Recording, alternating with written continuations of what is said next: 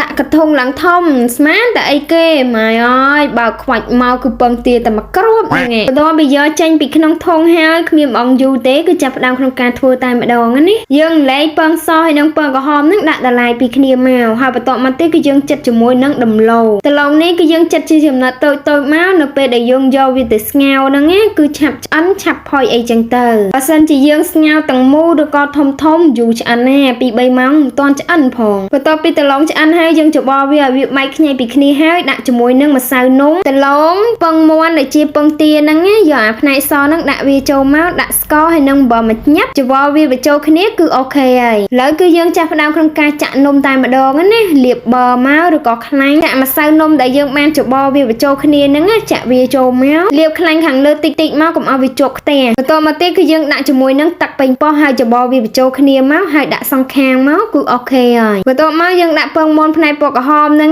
ដាក់វាចូលមកហើយលាបពេញហ្នឹងមកអូនិយាយទៅគឺថាឈ្ងុយខ្លាំងមែនតែម្ដងណាត្រឹមតែឈ្ងុយនៅក្នុងផ្ទះហើយណាឈ្ងុយដល់ខាងក្រៅទៀតជាពិសេសហ្នឹងគឺឈ្ងុយដល់ចំោះអ្នកមកហ្នឹងឯងគ្រាន់តែហិតភ្លាមហ្នឹងគឺមកដល់ផ្ទះភ្លាមតែម្ដងណាសុំមួយសុំបន្តិចមកញ៉ាំដែរពួកអីក្លិនឈ្ងុយពេកហ៎ហើយខ្ញុំនេះហាចិត្តមិនដាច់ទេក៏កាត់ឲ្យបន្តិចទៅដោយសារតែអត់ហ៊ានឲ្យទាំងអស់ទេព្រោះរបស់អ្នកម្ដាយហ៎គ្រាន់តែញ៉ាំចូលមាត់ភ្លាមអ្នកបងមានអភិនិហាកាត់ឡើងតែម្ដងបងប្អូនអើយ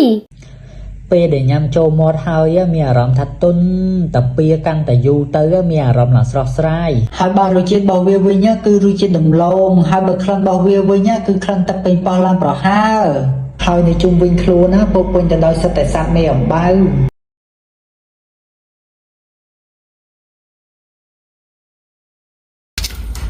វ៉ាវ